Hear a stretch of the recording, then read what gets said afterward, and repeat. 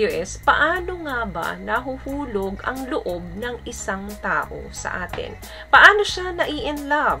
From attraction, then na-in love sa'yo. Sabi nga nila, beauty attracts, character stay. So, meaning to say, from attraction, kailangan meron kang trabahuin muna bago ma-in love sa'yo ang isang tao. Let's talk about tips paano mahuhulog ang loob ng isang tao sa'yo. Number 1, of course, kinakailangan niya na makilala ka muna niya ng husto. Ang physical na kaanyuhan, kagandahan, kagwapuhan, kamachuhan, ay umpisa lamang. Kahit gaano ka pa ka-attracted sa taong ito, sa taong nagugustuhan mo, kung hindi naman swak yung inyong personality, yung inyong beliefs, yung inyong values, wala ring patutunguhan. Hindi rin kayo magtatagal. Unti-unting mag-fade away yung attraction ninyo sa isa't isa hanggang mauwi sa wala. Very important, guys, na nagpi-fit yung personalities ninyo and values ninyo sa isa't isa. Number 2, kinakailangan alam ng taong to kung paano ka mag-iisip. Paano mo hinahandle yung mga situation, yung mga conflicts, yung mga problema. Kahit na gaano kaganda o gaano kagwapo ka, kung hindi naman kayo pareho mag-isip, kung hindi ka naman ganun kagaling mag-solve ng mga conflicts and problem, wala ring mangyayari. Mahihirapan din kayong i-work out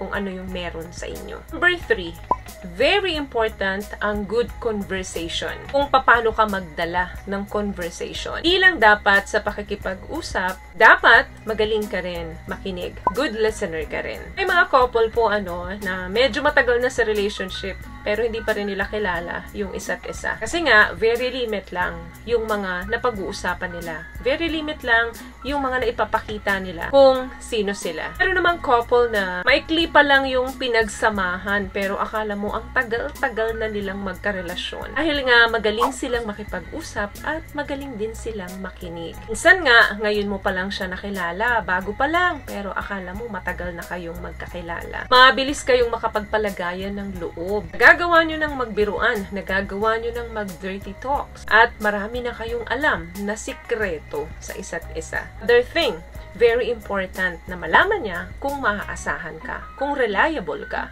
mapagkakatiwalaan ka niya. Kaya niya bang ipagkatiwala sa'yo yung problema niya, yung sikreto niya, at kung maaasahan ka ba niya, if ever na kailangan niya ng tulong mo. Survival instinct natin yan na bukod sa sarili natin, meron tayo dapat nakikitang kapareho natin. Na in case, for example, kailangan niya natin ng tulong, ay maaasahan siya. Hindi naman natin sinasabi yan sa partner natin, pero very important na nararamdaman natin yan. Na ganun siya sa atin. Muli, kailangan nararamdaman niya na kaya niyang magpakatotoo, na kaya niyang maging siya kapag kasama ka niya. Pretentious, walang inhibition, ayaw niyang magbaliw-baliwan kapag kasama ka niya. Napakita niya yung good and bad sides niya sa'yo. Pag pumasok tayo sa isang relasyon, importanteng nagpapakatotoo tayo sa umpisa pa lang ng relasyon. Para alam natin kung kaya ba tayong tanggapin ng taong ito. Yan ay ilan lamang po na senyales kung paano mahulog sa atin